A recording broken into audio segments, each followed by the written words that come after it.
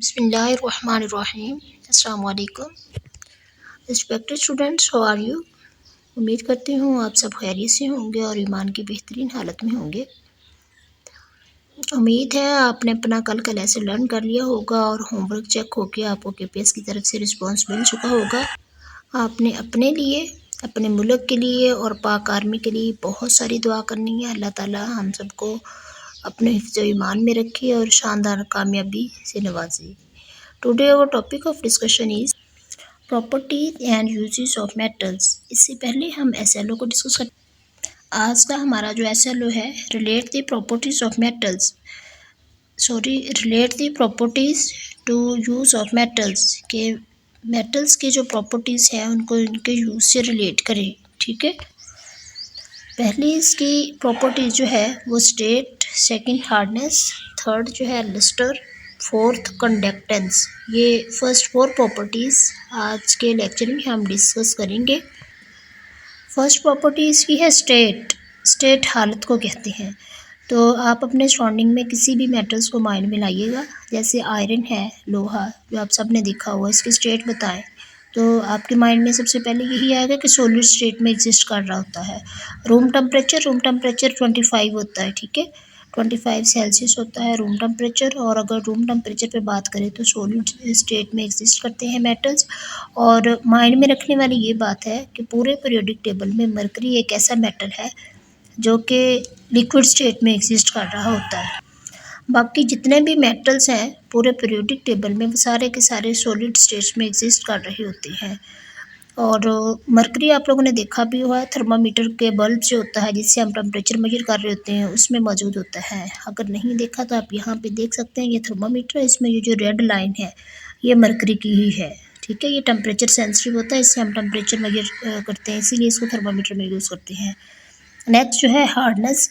जैसे कि आप सबको मालूम है मेटल्स जो होते हैं वो सॉलिड होते हैं, हार्ड होते हैं। इसी प्रॉपर्टी की वजह से हम उन्हें स्टील्स, रेलवे ट्रैक्स और शिप्स वगैरह बनाने में इस्तेमाल कर रहे होते हैं। ठीक है, हार्डनेस सख्त होते हैं इनके। नेक्स्ट प्रॉपर्टी है लस्टर। लस्टर इनकी चमक को कहते हैं। जैसे कि आप सबको मालूम है कि मेटल्स ब्रिलियंट होती है और इनकी सरफेस जो होती है वो शाइनी होती है। इसी प्रॉपर्टी की वजह से हम एल्यूमिनियम वगैरह को लाइट रिफ्लेक्टर के तौर पे यूज़ कर रहे होते हैं, पिक्चर फ्रेम्स में यूज़ कर रहे होते हैं और मिरर में यूज़ कर रहे होते हैं। ठीक है, और इसके अलावा सिल्वर और गोल्ड जो है इसको हम ज्वेलरी वगैरह बनाने में यूज़ कर रहे होते हैं क्योंकि इनकी लस्टर होती है, शाइनी सरफेस होती है इनकी। नेक्स्ट जो है कंडक्टेंस। कंडक्टर्स वो होते हैं, वो मेटल्स या वो मटेरियल जो अपने अंदर से हीट और इलेक्ट्रिसिटी को पास होने देती है, उनको कंडक्टर्स कहते हैं। तो मेटल्स भी होते हैं, मेटल्स जो है ना ये भी कंडक्टर्स होते हैं क्योंकि अपने अंदर से हीट और इलेक्ट्रिसिटी को पास करने देते हैं। तो metals are good conductor of heat and electricity. इसी वजह से ये इनकी कंडक्टेंस की वजह से हम ये जो एलुमिनियम और कॉपर्स वगैरह होते हैं उनको कुकिंग पॉट्स वगैरह, पैन्स वगैरह बनाने में यूज़ कर रहे होते हैं। किचन के बर्तन वगैरह बनाने में ना उनको इस्तेमाल कर रहे होते हैं। तो इस गुड कंडक्टेंस की वजह से ही हम कॉपर और एलुमिनियम को इलेक्ट्रिसिटी वायर्स बनाने में यूज़ कर रहे होते हैं। हमारे घर में ये जो वायर्स होती हैं ये कॉपर की बनी हुई हैं। बिजली की जो तारें हैं ना ये कॉपर्स की बनी होती है।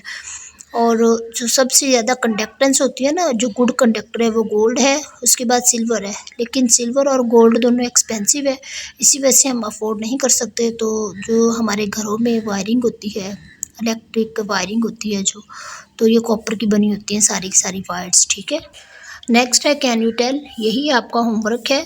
Why is silver not used in pure form.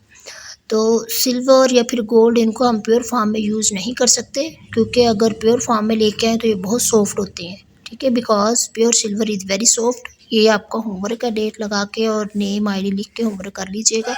अगर गोल्ड जो पहनते हैं, गोल्ड की जितनी भी चीज़ें पहनते हैं ये प्योर नहीं होता क्योंकि प्योर तो बहुत सॉफ्ट होता है, उसी टाइम में ये फिर बेंट हो जाए तो ये कैरेट्स में होता है। जो प्योर गोल्ड होता है ना 24 कैरेट्स में होता है प्योर गोल्ड। 24 कैरेट्स में हमें कभी भी गोल्ड मिलता नहीं है, ये हमें 22 कैरेट्स में दे रहे होते हैं। ठीक है, 22 कैरेट्स में थोड़ी सी इसमें इम्प्योरिटी मिला देते हैं, इस तरह से फिर वो थोड़ा हार्ड हो जाता है। और क्लास एक्टिविटी है कि वैलेंस इलेक्ट्रॉन के बारे में बताएं। ये एटम्स का स्ट्रक्चर है। ठीक, तो ये स्ट्रक्चर ऑफ एन एटम। इसके जो सेंटर है बिल्कुल सेंटर में ये इसका न्यूक्लियस है। न्यूक्लियस के अंदर प्रोटॉन्स मौजूद होते हैं, प्रोटॉन पे पॉजिटिव चार्ज है। ये जो इसके आउटर रीजन है, ठीक है, इसका जो आउटर रीजन है इसको शेल कहते हैं, ठीक है, वन शेल, सेकंड शेल। और जो ये शेल में इलेक्ट्रॉन्स मौजूद होते हैं, ठीक है, शेल में इलेक्ट्रॉन मौजूद होते हैं, इलेक्ट्रॉन पे नेगेटिव चार्ज होता है।